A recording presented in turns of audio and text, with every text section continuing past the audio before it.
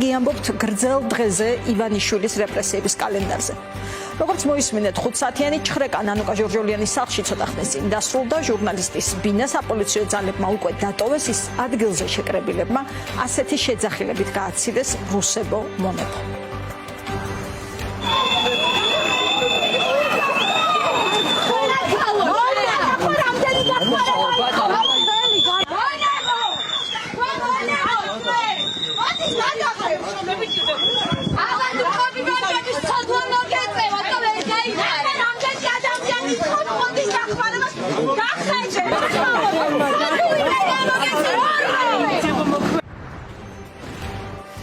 რა პროცესს ვადევნებდით თვალს მთელი დღის განმავლობაში, რატომ დააკაკუნა სისტემამ აქტივისტების კარზე კიდევ ერთხელ. გასამართლებულია საბოტაჟისთვის, უცხოეთის კონტროლს დაქვემდებარებული ორგანიზაციისთვის, მტრულ საქმიანობაში დახმარებისთვის.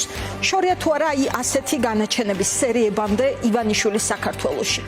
იმ ვითარებასთან, როცა შესაძლოა აქტივისტები უცხოელი აგენტების იარლიყით გაუშვან ციხეში. სწორედ ეს არის ოფიციალური მუხლი გამოძიებისა, რომლის ფარგლებშიც დღეს პოლიციამ რეიდები ჩაატარა. დღევანდელი დღე კი ცხადად და ნამდვილად ტოვებდა 27 წელს მოქმედი სისტემის გემოს. დილიდან სოციალური ქსელი პოსტებით გადაივსო. 10 კაცია, ზოგი ფორმით, ზოგი უფორმოდ, ჯერ საბუთებს ავსებენ, ჩხრეკა ამალე დაიწყებენ, ვერ შემაშინებენ, ჩვენთანაც მოვიდნენ. ცოტა ხანში კი გაირკვა, რომ ივანიშვილის რეპრესიულმა სისტემამ სახლში მიაკითხა 5 ადამიანს. შევიდნენ მარიამ ბაჯელიძის, ნანუკა ჟორჟოლიანის, ალეკო ცქიტიშვილის, გუგა ხელაიას, ლაშა არველაძის სახლებში. მათგან 4-ის სახელი მართლაც უკავშირდება საქველმოქმედო ფონდის საქმიანობას, თუმცა მარიამ ბაჯელიძეს დიდი ხანია აღარ აქვს კავშირი ორგანიზაცია სირცხულიასთან, როგორც გამოძიება ამას ამტკიცებს. რეპრესიული ხელწერა ყველგან მსგავსი იყო, კარზე დააკაკუნეს გამთენიისას, ოჯახებში შესვლას სცადეს ადრესატის მოტყუებით, ყველას გაათიშინეს ლაივი, წაართვეს ტელეფონები და არსად დაელოდნენ ადვოკატს. დავიწყოთ მარიამ ბაჯელიძის საქმით. პირველი ლაივი სოციალურ ქსელში გამოჩნდა სახლიდან, სადაც ამ დროს მარტოები იყვნენ 7 თვის ორსული ქალი და მისი 7 წლის შვილი. არც ქალის მდგომარეობა, არც მისი შვილის ასაკი სისტემისთვის არ აღმოჩნდა ბარიერი. 9 წუთიან ლაივში ძალიან მძიმედ მოსასმენი ერთის მხრივ დედის განცდები, მისი სიტყვები, დედიკო არ ინერვიულო, მეორეს მხრივ სისტემის მსახურების ცინიზმი, რომლებიც რამდენჯერმე უმეორებენ დედას, ბავშვს ნუ ანერვიულებთ. კადრში ხვდება ბავშვიც, რომელიც ამ დროს საბანს იფარებს. იურისტი როცა მობრძანდა და გადავცემ გამო. მოინიშნეთ იურისტის მომენტი და დაუვიდეთ ჩემ ტელეფონს. ბავშვს ნერვიულებთ ახლა. მე ბანერვიულებ ბავშვს ახლა? გავხსნათ, ეს არის აუცილებელი საგამოძიო მოქალაქე განჩინება. საავადმყოფო წყარად ადამიანურად შემოვიდგა. არა, ადამიანთა შემოსულხა თქვენ მითხარით რომ შემოგვიშვითო და დედიკო არ ინერვიულო. თქვენ გითხარით რომ შემომიშვითო და წყნარათო გავივლით ყველაფერსო. არა, არ გადიხართ წყნარად. ძალიან დიდი მადლობა. ჯერთი ფსიქოლოგიურ ძალადობარისაც ახორციელებთ, ეს დავიწყოთ ამითი. წამიკითხეთ განჩინება და შემდეგ გადმოგცემთ ტელეფონში არაფერს, არავით აქ ვიდგები არ არის თქვენთვის. თქვენ წამიკითხეთ თუ შეიძლება.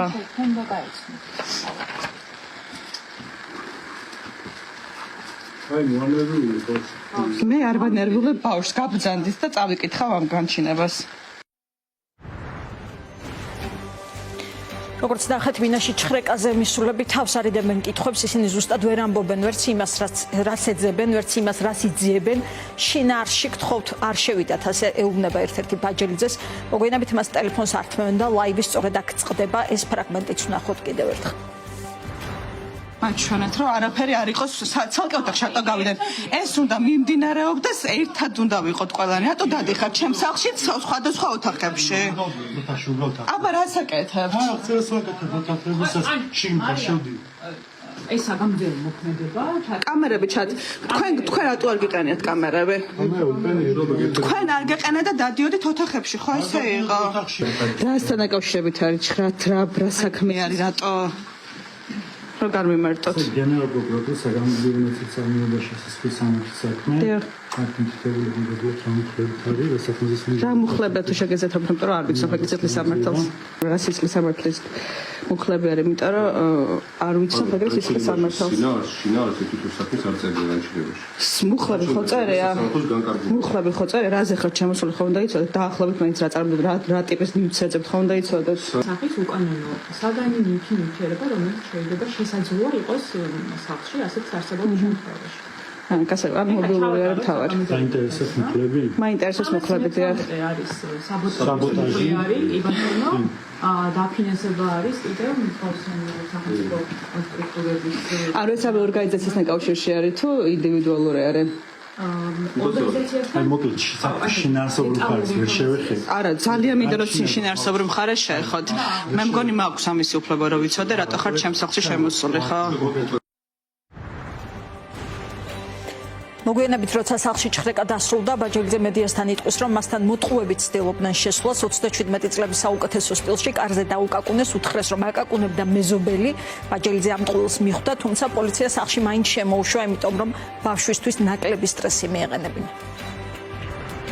ახლა 9 წუთებს კარზე ბრახუნის შემდეგ რომ დავინტერესდი რა ხდებოდა რომ გამოვედი მითხეს რომ მეზობელი ვარო ანუ ქალმა ვინც იყო ერთ-ერთი ვახანია გვარად და რო გავიხედე მივხვდი რომ არ იყო მეზობელი იმიტომ რომ ჩანდა კიდე 3 ადამიანი მათ შორის სამხრეთ კამერასაც მოვკარითვალე და ვკითხე რომ რა ხდება და მითხეს რომ პროკურატურიდან არიან აქვთ ჩხრეკის უფლება აქვთ უფლება რომ მათ შორის ძალის მიერ მეთოდით შემოვიდნენ სახლში ამიტომ ჯობია რომ გავუყო ადვოკატთან დაკავშირებულ ცადა მაგრამ ვერ მოვახერხე და იმის გამო რომ არასრულწლოვან შულთან 7 წლის შულთან ერთად ვიყავი სახლში ეს დამატებითი სტრესის თავიდან აირდების გამო შემოვუშვი ავტომატურად მათი მთავარი მიზანი იყო რომ ჩემი მობილური ამოეღოთ ცოდა თუ არა სისტემამ რომ სახლში მარტო იმყოფებოდა ორსული ქალი რომ მასთან ერთად იყო მცირეწლოვანი შვილი თუ იცოდა და ეს უნდა სცოდნოდა მაშინ რატომ იყო გადაუდებელი აუცილებლობა ბინის ჩხრეკა იცოდნენ თუ არა რომ ორგანიზაცია სირცხვილია საქმიანობა შეწყვეტილი აქვს ჯერ კიდევ ოქტომბრიდან რომ ბაჯელიძე მანამდეც უკვე აღარ იკავებდა ოფიციალურ პოსტს ამ ორგანიზაციაში ეს ხადია იცოდნენ მაგრამ ტერორის სიმძაფრისთვის რეიდის სამიზნედ სწორედ ის შეარჩიეს უფლებადამცველები ხაზგასმით აღნიშნავენ რომ ამ ნაბიჯით უდიდესი რისკის ქვეშ დააყენეს დედისა და ნაყოფის ჯანმრთელობა უფროსი ბავშვის მენტალური ჯანმრთელობა საინტერესოა რომ ჩხრეკის ოქმი გამოცემულია 27 დღის წინ ანუ 2 აპრილს და სისტემამ თითქმის ერთი თვის თავზე ანუ დღეს გადაწყვიტა რომ მაშინ როცა ქალი მარტო იყო დილის 9-ის ნახევარზე დადგა ამ ბინის ჩხრეკის გადაუდებელი აუცილებლობა ამ ტერორის მძიმე ამბებში სინათლე ისევ ადამიანურ თანადგომას და სოლიდარობის მაგალითებს შემოაქვს მაშინ როცა ბაჯელიძის სახლს ჩხრეკდნენ მის დასახმარებლად მიდიოდა მეგობარი მარიამ გეგუჩაძე ნანუკა ჟორჟოლიანის შვილი მარიამ იყვება რომ დაინახა პოლიციელები რომლებიც მისი დედის სახლში ადიოდნენ თუმცა მიიჩნია რომ იმ მომენტში ორსული მეგობრის ბავშვს უფრო სჭირდებოდა რომელიც დაცულ გარემოში მალე უნდა გამოეყვანა ნანუკა ჟორჟოლიანისა და მარიამ გეგუჩაძის სახლები დღეს იყო მეორე მისამართი სადაც პროკურატურა მივიდა ნანუკასთან ერთად ამ დროს სახლში მისი მეორე არასრულწლოვანი შვილი საბა იყო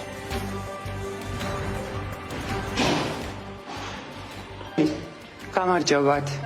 გამარჯობა. დიახ. დიახ. ვერ გამორთავ, იმიტომ რომ აპატიეთ არ გენდობით. გაიცნობთ ხოშელბაში კი, მოგზადეთ. ესე იგი, განჩინება მომიტანეს, ნანაშამა თავარის მოსამართლე. ჩხრეკი ჩატარების შესახებ ითხოვთ ნებართვას. კი ბატონო. ჩხრეკამდე ჩავაბაროთ, ნებართვა გვაქვს ამაზე. დიახ. საფუძველზე გაიცანთ და გაცნობას ხო გაიცნობ და გიდასტურეთ.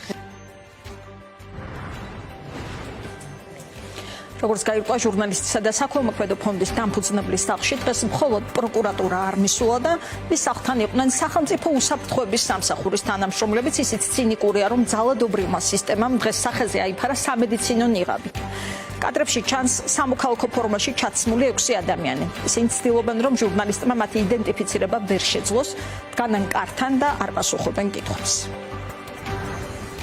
ანუ ყველაზე მეტი ჩემი ბრაზი გამოიწვია ამ ადამიანებმა აქ ამ სახლში მართლა ვერ ვიგებ სუს რა უნდა ჩემ სახლში როდესაც რუსეთის აგენტის ბატო შაქარაშვილის განჩენას რა ქვია მოთხოვნას რომ დაეყადაღებინათ ფონდები იძიებს პროკურატურა მართლა გაუგებარია ჩემთვის, აი ოხანაშვილი, ჯერ ხო გაუგებარია ოხანაშვილი რესურსის უფროსია, მაგრამ ეხლა ამაზე აქ ნუ ვიმსჯელებ. აი ოხანაშვილის ბიჭები აი აქ რატო არიან, მართლა არ ვიცი და ვერ ვიგებ, იმიტომ რომ კიდევ ერთხელ ვიმეორებ, რომ კი. რა თქვი არ მაქვს უფლება? ჩემმა ადვოკატმა მითხრა და თქვენთან გაიარა. არა, მითხარით რის მანახეთ კანონი მანახეთ. გამოიწადე შენ აქ ნუდგე ხარ საბა, ნუდგე ხარ. კანონი მანახეთ. არა თქო. არავითარ შემთხვევაში თქო, კანონი მანახეთ. არ გავთიშავ თქო. არ გავთიშავ. მანახეთ კაცო, კანონი მანახეთ რომ ნორმალი ნორმა, არ გავთიშავ თქო. საბარაუდოდ აქ პრობლემა არის აი ეს ბიჭები. აი აქ რო სუსი არ იდგეს, პრობლემა არ იქნებოდა გადაღების. ბიჭებმა მესიჯები გააგზავნეს, რომ მე ვარ ლაივში რომ ვიღებ და შესაბამისად ბატონო ხანაშვილს და გაბიტაშვილს პრობლემა შეექმნათ. იმიტომ რომ ამის პირდაპირ ეთერში მართლა მგონია რომ პანაშვიძე არიან მოსულები და უნდა შემოხვდეთ რა უნდა დაარტყათ. როგორ დგანან ხალხნა შეხედეთ რა. მართლა მგონია რომ პანაშვიდია.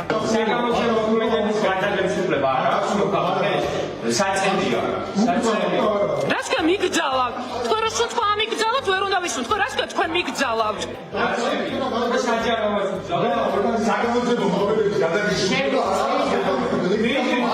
მანახე კანონი მანახე. არა, არ გავთიშავ. იმიტომ რომ ვერ მეუბნებით რის მიხედვით არ მაქვს უფლება, არ გავთიშავ. არა, ის სუსი რო დგას ჩემს სახში განსაკუთრებით არ გავთიშავ. იმიტომ რომ მე სუს არ ვენდობი. პარალელურად ჩხრეკა იწყება ნანუკაშვილის მარიამის სახლში, სადაც ახლა ჟურნალისტის ძმა ცხოვრობს, ასევე მცირეწლოვან ბავშვთან ერთად. პოლიციელებმა აქაც ერთგვარი კორდონი აღმართეს. ისინი ჩხრეკაზე დასწრების საშუალებას არ აძლევდნენ ამ ბინის მფლობელს და არც ნიკა გვარამიას, რომელსაც აქვს ადვოკატის მეწმობა. აგერ არის ადვოკატის მოწმობა. ეს არის ბინის მეპატრონე. გვინდა შესვლა. სამართლებრივად მითხარით, რატო არ მიშვებ? კანონს არ იცავთ ახლა. და არც საზოგადოებრივ უსაფრთხოება. შიგნით არაფერი არ არის საფრთხის მატარებელი. ჩვენ ვიცავთ აქ საზოგადოებრივ წესრიგს. რა არის საზოგადოებრივ წესრიგს? რაში გამოიხატ საფრთხე რა საფრთხეა? რო არ შეუშალოთ საგამოძიებო მოქმედებას ხელი. არ უნდა შეუშალო. მონაწილე ვარ საგამოძიებო. არ ვიცი ეგ შესაბამისებას უწყებას გაუკავშირდით. შესაბამისი უწყება არ ვიცით ვინ არის. რა არის შესაბამისი უწყება? მითხარით, რომელი უწყება ის მაინც თქვენ. ჩხრეკის პარალელურად ნანუკას სახლთან პრაქტიკულად აქცია დაიწყო. ადგილზე შეიკრიბნენ მისი კოლეგები, თანამოაზრები, ადამიანები, რომლებსაც არაერთხელ მიწვდათ მისი ფონდის ბზრუნველი ხელი. გასაკვირი არ არის, რომ ამ ხმებს შორის ყველაზე ხმამაღალი იყო სინდისის პატიმრების მშობლების ხმა, რომლებიც უცებ გაჩნდნენ რამიშვილის ქუჩაზე ნანუკას სახლთან. გადაგვიარეს მოვიდა 37 დღეს ნანუკასთან არიან ხვალ ყველა სახში იქნებიან ვინც ხალხს ეხმარება და ვინც ხალხის გვერდით უნდა ის უნდა გაამწაროთ ვერ იტანენ ხალხის კეთილდღეობისთვის ცხოვრებას ხალხს რო ვინმე დაეხმაროს ამას ვერ იტანენ და იმიტომ აკეთებენ ამ ყველაფერს არც გაუმწარდებით და ყველა აქ ვიდგებით ნანუკა ჟორჟოლიანი კვებავს ციხის პატიმრებს, რეჟიმის პატიმრებს და ეს ვერ აიტანა ბიძინა ივანიშვილმა, იმიტომ რომ მას თავის ქველმოქმედი გონია, მაგრამ ქველმოქმედი კი არ არის ის, საკუთარი თავის ქველმოქმედია. ეშინოდეს ხალხის ძალის, მართლა ეშინოდეს. ნანუკა ჟორჟოლიანმა მილიონი ადამიანი, მილიონი ბავშვი დააფინანსა და მილიონ ბავშვს შეუნარჩუნა სიცოცხლე და ამათ ზუსტად ეს უნდათ, რაც უფრო ნაკლები ეყოლებათ და ნაკლები საშრომი და გასაცემი. აი ეგ უნდა გამოვიდეს ყველა დედა და ყველა ოჯახის წევრი და დაუდგნენ გვერდში. ჩვენ ბევრჯერ გიამბეთ ნანუკას ფონდზე, რომელსაც ახლა სახელმწიფო ფაქტობრივად დანაშაულად უთვლის სიკვდილს გამოტაცებულ ბავშვებს, დაბინავებულ უსახლკაროებს, სწავლისთვის დაფინანსებულ ახალგაზრდებს. პროცესი სწორედ ამ ფონდის დაყადაღებით დაიწყო. ჩხრეკის შემდეგ კი ჟურნალისტი დაკავებასაც არ გამორიცხავს, რადგან დიქტატურისკენ მიმავალ გზაზე აღარ არსებობს სრულად გამორიცხული სცენარი. რეპრესიების კიდევ უფრო ზრდას ელის ალიკოც ქიტიშვილიც, ის ადამიანის უფლებათა ცენტრის ხელმძღვანელია. სხვებისგან განსხვავებით დღეს სამსახურისკენ მიმავალი ავტობუსიდან ჩამოიყვანეს, გაჩხრიკეს და ამის შემდეგ გაყვნენ სახლში, მასაც ტელეფონი და კომპიუტერი ჩამოართვეს. გამოყვნენ სირბილით, ამოვიდნენ ავტობუსში და ავტობუსიდან ჩამომიყვანეს, პირადი ჭხრეკა ჩატარდა ქუჩაში, გამაცდეს განჩინება მოსამართლის, შემდეგ ამ ჭხრეკის პროცედურის დასრულების შემდეგ ამოიღეს მობილური ტელეფონი და შემდეგ გამაცდეს მეორე განჩინება, რომელიც ეხებოდა სახლის ჭხრეკას, თავარი რაც არის ჩვენი უფლებადამცველი ორგანიზაციის პრეტენზია საერთოდ მთლიანად საქმე არის უკანონო. დაუპატიჟებელი სტუმრები მივიდნენ გუგა ხელაიასთან ის კიდევ ერთი ფონდის ერთმანეთისთვის 24/7-ს დამფუძნებელი ამის შესახებ მან დაწერა სოციალურ ქსელში სცენარი აქაც იყო მსგავსი მისი ბინა სრულად გაჩხრიკეს აქაც წაიღეს ტელეფონი 4 ადამიანი იყო მასთან შესული თუმცა ის წერს რომ სადარბაზოში 30-მდე პოლიციელი ელოდა ჭხრიკის დასრულებას ასევე გაჩხრიკეს პროსპერითის წარმომადგენლის ლაშა არველაძის სახლიც ეს ყოფილი პრემიერის ნიკა გილაურის ფონდია რომელიც ასევე ეხმარებოდა აქციაზე დაკავებულებს დაჯარიმებულებს სამსახურიდან გათავისუფლებულ ხელებს. მოკლედ 5 მისამართზე ჩატარდა ეს ჭხრეკა, ინფორმაცია ამ თემაზე პროკურატურამაც გავრცელა, განცხადებაში კი ნათქვამია, რომ ეს საჭირო გახდა არასამთავრობო და საქველმოქმედო ფონდების ხელმძღვანელების ბინებში იმ ყველაფრის გასარკვევად, როგორ და რატომ ეხმარებოდნენ ისინი პროევროპული აქციის მონაწილეებს. ჩვენ მძიმე და ბიუროკრატიული ლექსიკონით აღარ გადაგხლით, ეს ვრცელი განცხადება, რომლის მთავარი არსი არის ის, რომ ივანიშვილის სისტემაში სოლიდარობა, თანადგომა, პატიმრის დახმარება არის დასჯადი კრიმინალი და ეს თანაბრდება არც მეტი არც ნაკლები სამშობლოს ღალაც, რადგან მუხლი, რომლის საფუძველზეც ეს გამოძიება დაიწყო, საბოტაჟს ეხება. შექმნა თუ არა ოცნებამ ერთგვარი სამართლებრივი ოქსიმორონიც. თუ ჯარიმების გადახდაში დახმარება არის კრიმინალი, მაშინ არის თუ არა დამნაშავე ყველა, ვინც შესაბამის ფონდში თუნდაც 1 ლარი ჩარიცხა. ან ჩაიდინა თუ არა კრიმინალი ორმა უმსხვილესმა ბანკმა, რომლებმაც აქციაზე დაკავებულების დასახმარებლად თანხა გადარიცხეს ერთხელ. შეგახსენებთ სულ 5 ფონდი და 5 ორგანიზაცია დაყადაღებული ეს არის ნანუკას ფონდი, ფონდი პროსპერიthi, საქველმოქმედო ფონდი ერთმანეთისთვის 24/7-ზე, ორგანიზაცია სირცხვილია და არასამთავრობო ორგანიზაცია თბილისის ადამიანის უფლებათა სახლი ამ ფონდებმა დახმარება საერთო ჯამში 400-მდე დაჯარიმებულ ადამიანს გაუწიეს. ამ დახმარების მოცულობა აჭარბებს 9 მილიონ ლარს. გამოძიება პროკურატურამ დაიწყო საბოტაჟის და მტვრულ საქმიანობაში დახმარების კვალიფიკაციით. ეს გამოძიება დაიწყო 2024 წლის 10 ივლისს დაფუძნებული ერთიანი ნეიტრალური საქართველოს მიმართვის შემდეგ. ეს არის მოძრაობა, რომელიც ხშირად იმეორებს მმართველი პარტიის ოცნების გზავნილებს. ჯარიმების გადახდაში დახმარება როგორ შეიძლება დააკვალიფიციროთ, როგორც საქართველოს კონსტიტუციური წყობილების და ეროვნული უშიშროების საფუძვლების წინააღმდეგ მიმართული საქმიანობა. იქნება აგვიხსნათ, რომელი კანონით, რომელი სამართლით და რომელი ლოგიკით ხდება ასე, დაწერა სოციალურ ქსელში იურისტმა და თავდაცვის ყოფილმა მინისტრმა თინა ხიდაშელმა, ის იქნება დღეს ჩვენი სტუმარი. თუმცა ამ კითხვებზე სისტემას პასუხი არ ადარდებს, დიქტატურაში სამართლებრივი ლოგიკა გაუქმებულია და ის პარტიული კოდექსის მიხედვით მუშაობს. ეს კოდექსი ცხადია ერთ კაცზეა მორგებული. სწორედ ამის დემონსტრირება იყო დღეს ივანიშვილის პარლამენტის თავმჯდომარე შალვა პაპუაშვილის გულგრილი განმარტება, რომ ეს ჩვეულებრივი პროცედურა, ასე თქვა, მან ჭხრეკების სერიაზე მცირეწლოვანი ბავშვების თანდასწრებით. გამოძიების მიმდინარეობისას ერთ-ერთი ღონისძიება, რაც არის ხოლმე ხანდახან საჭირო და ამ შემთხვევაში პროკურატურამ ჩათვალა ეს როგორც საჭიროდ არის ჭხრეკა იმისთვის რომ იქნას ამოღებული სხვადასხვა მტკიცებულებები ასე რომ ჩვეულებრივი პროცედურა არის რომელიც მნიშვნელოვანია პროკურატურამ ჩაატაროს იმიტომ რომ ქართული ხალხის მოლოდინია რომ ის გამოძიებები რომელიც მიმდინარეობს ამ გამოძიებებს ექნება სრული სურათი და პასუხი ჩვენი საზოგადოებისთვის რასთან გვაქვს საქმე ხედავთ ჩვენ ცალსახად რომ არის ცდილობა რომ გარედან მოაწყონ დესტაბილიზაცია ქართული ხალხის მოლოდინი უნდა გამომართლოთ, ასე თქვა პაპუაშვილმა, მაშინ როცა სისტემა მთელი გულმოდგინებით ივანიშვილის მოლოდინების გამართლებას ცდილობს, სხვადასხვა ხერხით პროტესტის გაჩუმება და მისი ჩახშობა ახლა მთელი სისტემის მიზანია. რეპრესიული მანქანის მესაჭე ცხადია ოლიგარქია, მაგრამ არ დაგვავიწყდეს ამ მანქანის მამოძრავებლებიც, ადამიანები, რომლებსაც ისტორია შემსრულებლების სახელით იმახსოვრებს. ბატო შაქარიშვილი, ნანა კაკაბაძე, სწორედ მათ ამ წლის 8 თებერვალს, სწორედ მათი მოთხოვნის საფუძველზე დაიწყო უბრალოდ გამოძიება, როგორც გითხარით, კაკაბაძე და შაქარიშვილი ერთიან ნეიტრალურ საქართველოს წარმოადგენენ. ეს ჯგუფი კოორდინირებულია ოცნებასთან და მოქმედებს მათი დღის წესრიგით.